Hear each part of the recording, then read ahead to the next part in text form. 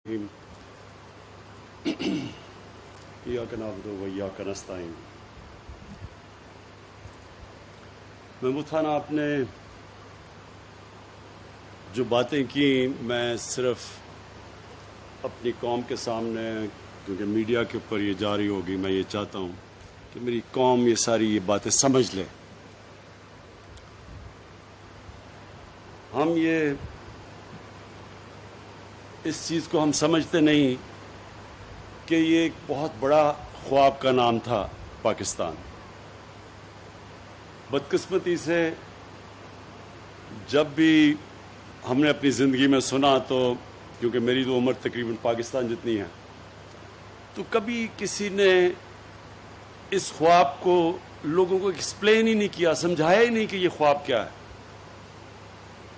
मैं इसलिए ये कह रहा हूँ कि ये आप जब ये चीज़ समझ जाएंगे तो आप समझ जाएंगे कि हमारे मुल्क का मकसद क्या था और ये हम किस रास्ते पे चल रहे हैं और हमें चलना चाहिए था जो नहीं चले। देखिए, नमाज में जब हम पढ़ते हैं, मुझे हैरत होती है कि कई लोगों को यही नहीं पता कि नमाज में वो अल्लाह से मांगते क्या हैं। एक ही चीज़ मांगते हैं कि अल्लाह, दो जिंदगी में रास्ते हैं, हमें उस रास्ते पे लगा जिस पे तूने लोगों को जिस पे तूने नेमतें बख्शी, दूसरे रास्ते पे नहीं जो एक इंसान के तबाही का रास्ता। ये मुल्क का भी यही है। मुल्क भी दोनों रास्तों पे जा सकता है, अपने तबाही के रास्ते पे और उस रास्ते पे जिस पे अल्लाह की नेमतें बख्शी गई। मदीना की रियासत के ऊपर सबसे ज्यादा अल्लाह ने अपनी नेमतें बख्शी थी। दुनिया की तारीख का सबसे बड़ा इनकलाब था। हमें तारीख ही नहीं पता, कभी इस तरह का चेंज आया ही नहीं दुनिया में। और इसलिए अल्लाह ने हमें हुक्म दिया कि नबी सल्लल्लाहु अलैहि वसल्लम की जिंदगी से सीखो, उनके कदमों पे, उनके रास्ते पे चलो, क्योंकि वो हमारी बेहतरी है। हम अगर उनके रास्ते पे जाते हैं, एक इंसान जाता है वो बड़ा इंसान बन जाता है, और अगर एक कौम जाती है तो वो कौम ऊपर उठ जाती है। जिस तरह मदीना की रियासत के अंदर दुनिया की तारीख का सबसे बड़ा इनकलाब आया था। इसकी कोई दुनिया में मिसाल नहीं है कि वो कौम, उसने दुनिया की कई सदियों तक इमामत की, जिसकी हैसियत ही कोई नहीं थी, जिनके कोई आपस में कबीले लड़ते थे, कोई पूछता नहीं था उनको। दो एम्पायर्स थे, सुपर पावर्स थी, रोमन एम्पायर और पर्शियन एम्पायर। उधर से वो उठ के, और ये भी दुनिया की तारीख का एक हिस्सा है कि इतनी तेजी से कभी भी कोई कौम दुनिया पे गालिब नहीं होगी। तो हम जब एक बड़े ख्वाब का नाम लेते हैं पाकिस्तान, तो वो हमारे जो नजरियाती लीडर थे अल्लामा इकबाल, वो ये कह रहे थे, क्योंकि सारे मुसलमान तो पाकिस्तान में नहीं आ सकते थे बर्रे सगीर के, लेकिन ये इस मुल्क ने मॉडल बनना था उस रास्ते के ऊपर जिसने इस कौम को एक अजीम कौम बनाना था। तो उसके कई असूल अल्लाह ने तय किए हुए हैं। सबसे पहला असूल कानून की बालादस्ती, रूल ऑफ लॉ, जिसको इंसाफ कहते हैं। सब कानून के सामने एक बराबर। जो हमारे मुल्क की तबाही का सबसे बड़ा सबब के अमीर के लिए, ताकतवर डाकू के लिए एनआरओ और बेचारा गरीब जेलों में जा रहा है, ये हमारी तबाही का सबब बना है। जिसके ऊपर मैं बार बार ये हदीस अपनी कौम को सुनाता हूँ कि दुनिया के अजीम लीडर ने कहा था कि बड़ी कौमें तुम्हारे से पहले तबाह हुई, जिधर ताकतवर के लिए कानून और गरीब बेचारा जेलों में। तो हमारा मुल्क में दो असूलों के ऊपर हमने पाकिस्तान को खड़ा करना है। एक कानून की बालादस्ती, और ये जो सारे माफिया इस वक्त इकट्ठे होके एनआरओ लेने की मेरे से कोशिश कर रहे हैं, और जो नहीं कभी कामयाब होंगे, क्योंकि मैंने इनको कभी एनआरओ नहीं देना, इनको कानून के नीचे लेके आना है। ये मेरा सबसे पहला मकसद है। और दूसरा मकसद कि अपने कमज़ोर गरीब तबके को ऊपर उठाना है, जो कि दुनिया की तारीख की मदीना में पहली फलाई रियासत बनी थी। جدھر ریاست نے ذمہ داری لی تھی اپنے کمزور لوگوں کی. یہ جو آپ پیچھے دیکھ رہے ہیں فلیٹ، کیوں یہ 2011 تب سے یہ پروجیکٹ ہے اور یہ چلتا نہیں؟ کیونکہ غریبوں کا پروجیکٹ ہے. یہی وی آئی پیز کا ہوتا تو 2 سال میں پورا ہو جانا تھا. غریبوں ہیں، کسی کی آواز نہیں ہے، مزدور ہیں، ان کا پیسہ بھی کہیں اور چلا جاتا ہے، ان کی زمینوں بھی اور استعمال ہو جاتے ہیں، ان کے اوپر قبضہ گروپ بھی آ جاتا ہے، کیونکہ آواز نہیں ہے لوگوں کی، کمزور ہیں لوگ. ہماری ذمہ داری ہے ریاست کی کہ ہم اپنی کمزور طبقے کی ذمہ داری لیں، جس طرح مدینہ کی ریاست میں لی گئی تھی. تو انشاءاللہ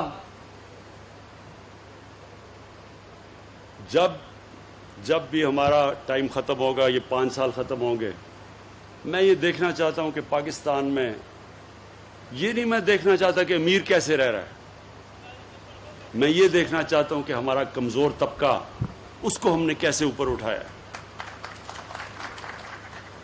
آپ کو شاید میرے پختونخوا کے ممبر آف پارلیمنٹ، میرے chief minister, governor, ministers, MPs, شاید آپ کو اس چیز کا نہیں پتا کہ پختونخوا کے لوگوں نے آپ کی پارٹی کو 2/3 اکثریت دی کیوں، جبکہ وہ کبھی دوسری باری نہیں دیتے کسی کو. ایک باری دیتے ہیں لوگوں کو، دوسری باری میں ایک وہ گیا تو دوسرے کو پھر چانس دیتے ہیں. تو کیوں 2/3 اکثریت دی؟ یونائٹڈ نیشنز UNDP کی ایک رپورٹ ہے یونائٹڈ نیشنز کی، وہ بھی انہوں نے شائع کی ہے. 2013 کے بعد سارے پاکستان کے صوبوں میں جس صوبے کے اندر سب سے تیزی سے غربت کم کی گئی وہ پختونخوا تھا. جس صوبے میں، دوسری چیز، سب سے تیزی سے امیر غریب میں جو فاصلہ تھا وہ کم کیا گیا وہ پختونخوا تھا. اور تیسری چیز UNDP کی رپورٹ میں آئی کہ جس صوبے میں سب سے زیادہ ہیومن ڈیولپمنٹ ہوئی، انسانوں کے اوپر سرمایہ کاری کی گئی، وہ پختونخوا تھا. اس لیے پختونخوا کے باشعور لوگوں نے 2/3 اکثریت دی ہمیں. مجھے تب بھی میں سنتا تھا جی کدھر ہے نیا پختونخوا، بڑے بڑے وہاں سے آتے تھے پنجاب کے وہ پولیٹیشین جو آج دم دبا کے لنڈن میں بھاگے ہوئے ہیں اپنا پیسہ بچانے کے لیے اور قانون سے بچنے کے لیے. زیادہ دیر نہیں بچے گا انشاءاللہ، ان کو ہم واپس لے کے آئیں گے، فکر نہ کریں گے. تو یہ یہاں آ کے کہتے تھے کدھر ہے نیا پختونخوا، کیونکہ ان کو تو عادت پڑی ہوئی تھی کہ صرف بڑے بڑے امیر کو امیر کر دو. ان کو تو پتہ ہی نہیں تھا کہ نیچے کیا ہو رہا ہے، کتنا بڑا انقلاب آ رہا ہے. اور انشاءاللہ اس باری جب ہمارے 5 سال مکمل ہوں گے تو جو انقلاب آئے گا وہ سب سے پہلے صحت کا انقلاب. یہ جو ہیلتھ کارڈ ہے، اور میں خراج تحسین پیش کرتا ہوں سب سے پہلے جو صوبہ جس نے سب سے پہلے یونیورسل ہیلتھ کوریج کی، مطلب کہ سارے شہریوں کو کور کیا ہیلتھ انشورنس سے، وہ پاکستان کی تاریخ میں وہ صوبہ. اور آپ کو اس کا اعزاز جاتا ہے محمود خان کہ آپ نے سارے صوبے کے لوگوں کو کور کیا. اور ID کارڈ جو آپ کا ہے، ایک پختونخوا کے شہری کا ID کارڈ کا مطلب کہ اس کا خاندان کو ہیلتھ کوریج پوری مل گئی ہے 10 لاکھ روپے کی. اور اس سے آپ دیکھیں گے کہ پرائیویٹ سیکٹر اب ہسپتال بنائے گا. ہو سکتا ہے کہ آپ کو یہاں محمود خان پیسہ ہی نہ خرچ کرنا پڑے، پرائیویٹ سیکٹر آ کے یہاں ہسپتال لگا دے. آپ پرائیویٹ سیکٹر کو اب زمین دے دیں. صرف پرابلم یہ ہوتا ہے کہ زمین کی شہروں میں اتنی زیادہ قیمتیں ہیں کہ وہ ہسپتال بناتے ہوئے وہ ڈرتے ہیں.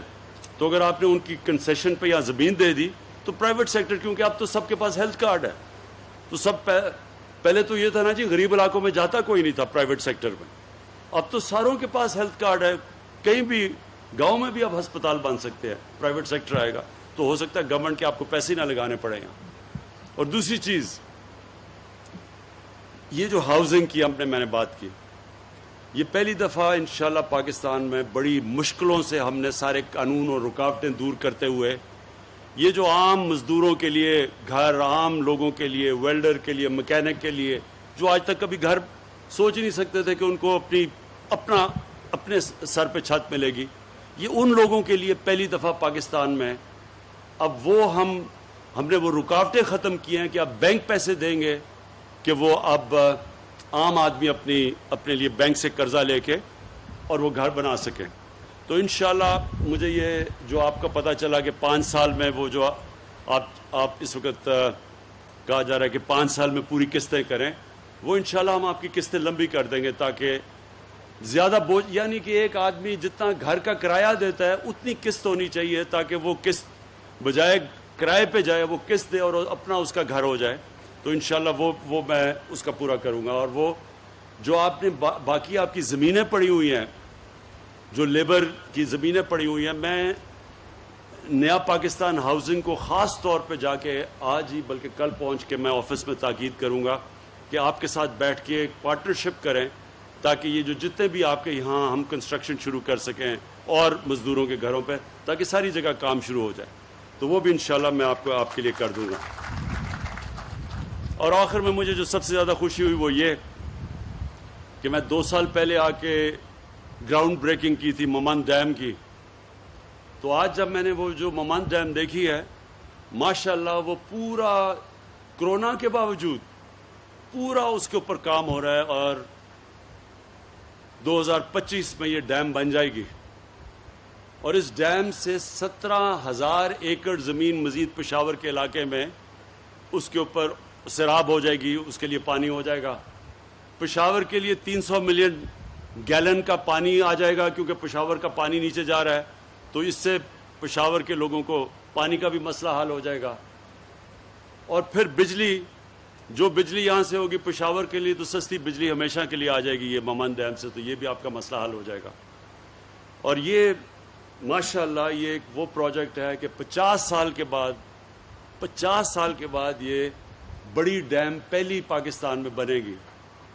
اس کے بعد مزید اور بادشاہ ڈیم ہے, پھر آگے 9 اور ڈیمز بن رہی ہیں پاکستان میں, کوئی بڑی ہیں کوئی چھوٹی ہیں. تو اگلے 10 سال تک یعنی 2028 تک 10 ڈیمز بنیں گی پاکستان کے اندر, جس کے اندر ممند اور بادشاہ ڈیم سب سے بڑی ڈیمز ہوں گی. پھر اس کے بعد داسو بھی بہت بڑی ڈیم ہے. تو یہ ایک پہلی دفعہ ہم نے اس کا نام رکھا ہے ڈیکیڈ آف ڈیمز, کہ 10 سال کے اندر ڈیمز جو کہ 50 سال پہلے ہمیں بنانی چاہیے تھی وہ انشاءاللہ اب سارے پاکستان میں, کیونکہ آگے بہت بڑا مسئلہ آ رہا ہے پانی کا. اور پھر کیونکہ ہمارے فوڈ آبادی بڑی تیزی سے بڑھ رہی ہے تو وہ فوڈ سیکیورٹی کا, تو اس کے لیے یہ جو واٹر ریزروائرز ہیں ان کی بہت ضرورت ہے اور سستی بجلی کی ضرورت ہے. بدقسمتی سے ہم نے ڈیمز اور بنائی نہیں. پاکستان میں تو 50,000 میگا واٹ کا ہم پانی سے بجلی بنا سکتے تھے, اور ہم نے کیونکہ نہیں بنائی تو اتنی مہنگی بجلی آج پاکستان کو پڑ رہی ہے اور قرضے بھی ملک کو بھی مقروض کیا ہوا ہے. تو یہ بھی مجھے آج بڑی خوشی ہے آپ کے مزدوروں کے لیے فلیٹس کا بھی, اور مجھے یہ بھی خوشی ہے کہ بالکل آج جو میں نے ممند ڈیم دیکھی ہے بالکل ٹائم پہ مکمل ہوگی 2025 میں.